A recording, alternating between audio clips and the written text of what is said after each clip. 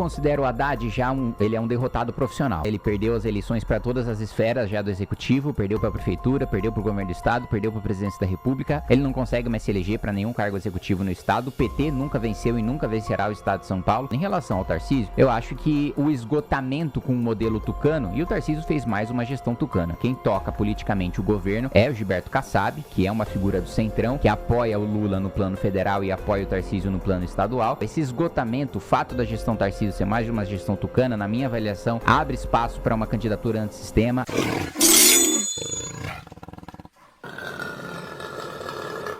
Você já percebeu que aqui não é discursinho, que aqui é trabalho, é o maior número de relatórios de projetos de lei aprovados e de relatórios e projetos de lei ruins, barrados. Se você se cansou de farsante populista, que é só videozinho, discursinho barato ou emendinha sendo inaugurada aí na sua cidade, então eu preciso da sua ajuda para continuar o meu trabalho. Clica aqui no link que você vai poder participar e ajudar, dar vaquinha para minha campanha. Do movimento de rua ao Congresso Nacional, Kim Kataguiri ganhou projeção nas manifestações de 2015 e transformou o ativismo em carreira política. Atualmente, está no segundo mandato como deputado federal e hoje ele é o nosso entrevistado do Paulista TMC. Está ao vivo aqui no estúdio com a gente.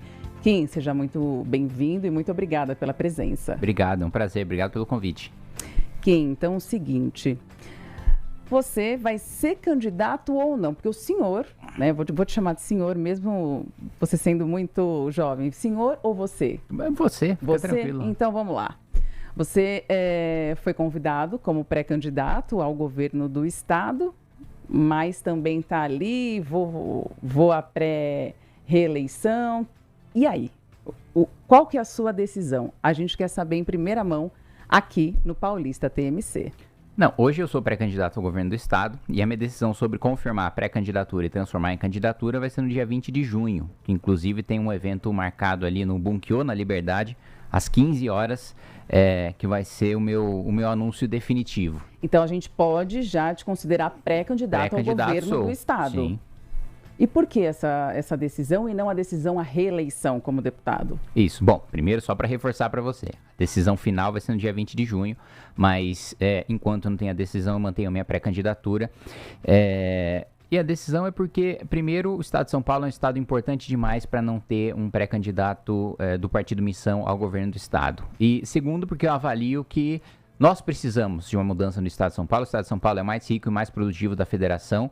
Ainda assim não usa todo o seu potencial, né? Anda de lado aí na educação, deixa a desejar na segurança pública. Eu acho que isso é um sentimento de todos nós, né? Da insegurança de se andar na rua, principalmente com roubos e até com latrocínios, né? Eu tive a oportunidade de aprovar recentemente, inclusive na Câmara dos Deputados, no Senado, e também ser sancionado pelo Presidente da República, projeto de aumento de pena para roubo, furto, receptação e fraudes virtuais, estelionatos, especialmente cometidos virtualmente. Então, fazia aí mais de 20 anos, pelo menos, que a gente não tinha nenhuma revisão na parte desses crimes patrimoniais, que hoje são os que mais afligem aí o cidadão, e eu acho que agora fiz o meu trabalho legislativo em relação à segurança, está na hora de fazer o trabalho executivo, está na hora de colocar essa lei em prática.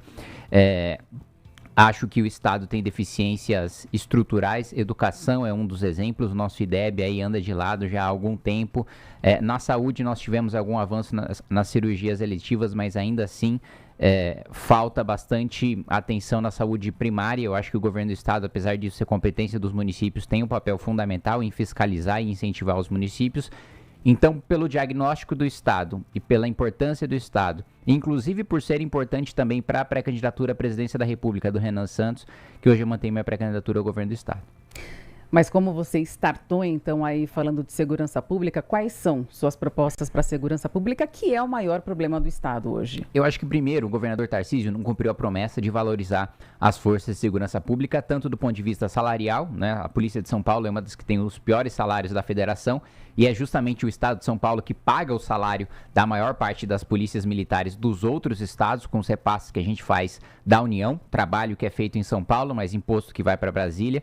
Em relação a equipamentos também, né? A gente tem muita necessidade da polícia científica, da polícia militar, especialmente das rondas ostensivas Tobias de Aguiar, operações policiais também, que eu acredito que o Tarcísio acabou recuando por medo de apanhar da imprensa, por medo de apanhar de partidos de esquerda, de ONGs de direitos humanos, receio que eu não tenho nenhum, apanho há 7 anos e continuaria apanhando com prazer, ocupando o Palácio dos Bandeirantes. Integração também com inteligência artificial e tecnologia, a gente tem hoje o Muralha Paulista, mas ele serve apenas para identificar veículos furtados, roubados, com placas frias. A gente precisa estender hoje o sistema do Smart Sampa da cidade de São Paulo para todo o estado. A gente precisa cercar o estado com câmeras com inteligência artificial para que nenhum criminoso consiga entrar no estado de São Paulo e, se tentar sair, vai ser preso. A gente sabe que as cidades que adotaram essas câmeras hoje estão, e eu tive em São Caetano recentemente, lá tem o Smart Sanca, e as cidades elas têm conseguido melhorar os seus indicadores de segurança pública, só que esses criminosos vão para outras cidades, e eu quero que eles vão para outro estado, né, como governador de São Paulo, fazendo esse cercamento eletrônico, a valorização das nossas polícias, que, como eu disse, receberam uma promessa de que teriam uma valorização para cima dos governos tucanos, que nunca valorizaram de maneira justa as nossas forças de segurança, e investir bastante em tecnologia, inteligência artificial, na regulamentação da lei orgânica das polícias também, que teve uma modernização em lei federal das carreiras policiais, e infelizmente o governo do estado não está cumprindo a lei federal, em que a gente consegue somar, na realidade, dar mais dinamismo para as carreiras policiais, dar mais poder para que a nossa polícia civil, especialmente, possa investigar com competência e com liberdade. Eu, pessoalmente, no mundo ideal, defendo o ciclo completo de polícia, que é o policial de ponta a ponta poder tocar a investigação, e mais poder, inclusive, para a polícia militar poder já coletar testemunho, poder já fazer, coletar imagem de câmeras, poder já escutar a vítima no momento da ocorrência, coisa que hoje só existe de maneira muito preliminar e para crimes mais leves, ali com o termo circunstanciado. Eu defendo que isso possa ser feito para os crimes mais simples, que não precisam de grandes investigações, daqueles principalmente ocorridos em prisões em flagrante, né? Então, em relação à segurança pública, eu acho que a gente tem muito para avançar. Infelizmente, hoje a gente não tem mais uma segurança. A gente anda com o celular na frente de um prédio, de um condomínio, e tem um segurança, o segurança já diz para você guardar, porque é perigoso. Às vezes a gente percebe que o bandido, criminoso, enfim, tem a sensação de impunidade. Falando em quebrar, vou quebrar agora a pergunta para já passar para a próxima, porque tem muitas questões aqui, são muitas questões. Você falou que vai concorrer, então, ao governo, né, do estado, e você já afirmou que vai ser palanque para o Renan Santos aqui no estado, né? Queria que você me falasse sobre isso. Bom, primeiro eu tenho muita confiança de que o Renan Santos vai vencer as eleições. Todas as pesquisas agora, primeiro a Atlas, que é a mais precisa de todas, colocou ele com 7%. Eu acredito que ele vai crescer no próximo levantamento. Agora as outras pesquisas estão se corrigindo para colocar o Renan em terceiro lugar, né? Praticamente todas hoje, né, já estão colocando o Renan em terceiro. E primeiro, só o fato dele ter um nível de desconhecimento muito maior do que o governador Zema e do que o governador Caiado, já mostra que o nível de converte, né, de conhece e vota dele é muito alto. Então o desafio do Renan é o mais fácil de todos, que é o vencer o desconhecimento.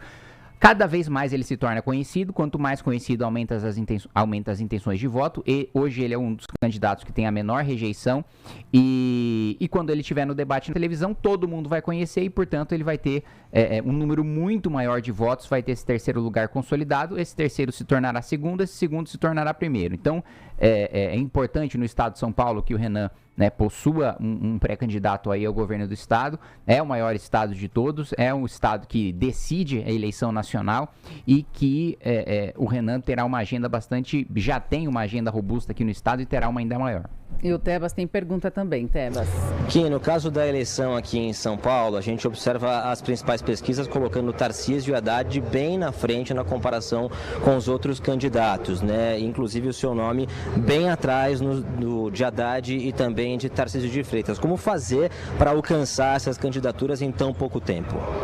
Bom, primeiro eu considero o Haddad já ele é um derrotado profissional, né? Ele perdeu as eleições para todas as esferas já do executivo, perdeu para a prefeitura, perdeu para o governo do estado, perdeu para a presidência da república. Depois da gestão que ele fez na prefeitura de São Paulo, que foi a pior da história, ele não consegue mais se eleger para nenhum cargo executivo no estado. O PT nunca venceu e nunca vencerá o estado de São Paulo, então já considero um candidato derrotado. Em relação ao Tarcísio, eu acho que o esgotamento com o modelo tucano, e o Tarcísio fez mais uma gestão tucana, né? Quem toca politicamente o governo é o Gilberto Kassab, né, que é uma figura do Centrão, que apoia o Lula no plano federal e apoia o Tarcísio no plano estadual e que utiliza os cargos do governo do estado para fazer agrados a prefeitos. E não é à toa que o PSD hoje é o partido que tem mais prefeitos no estado de São Paulo. Eu sou absolutamente contra essa lógica de cooptação de filiados por meio de uso de cargos do governo estadual. Esse esgotamento, o fato da gestão Tarcísio ser mais de uma gestão tucana, na minha avaliação, abre espaço para uma candidatura antissistema, abre um espaço para uma candidatura que permita a substituição desse polo da direita que eu pretendo ocupar e, na minha avaliação também, outro aspecto que a gente ainda não falou, sobre corte de privilégios, né? O governador Tarcísio, todas as vezes que o Judiciário, o Ministério Público e a Defensoria mandou projetos para aumentar supersalários para a Assembleia Legislativa, ele orientou a base do governo a votar favorável, coisa que serei absolutamente contrário. Quem já recebe R$46 mil do dinheiro do pagador de impostos paulista não merece receber mais nenhum centavo. Mas tem uma pergunta aqui que não tem como eu não fazer. Num segundo turno, entre Tarcísio e Haddad, quem que se apoiaria? Eu estou disputando a eleição para vencer. Eu não vou trabalhar com nenhum... Mas vamos falar de possibilidade também. Não vou falar de possibilidade, porque a única possibilidade que eu trabalho é eu estar no segundo turno, né? Não faz sentido um pré-candidato a qualquer cargo trabalhar num cenário em que ele não esteja no segundo turno, porque aí ele já está admitindo a própria derrota, e isso eu não vou fazer. Tá, é que a gente sempre fala aqui de possibilidades, mas ok.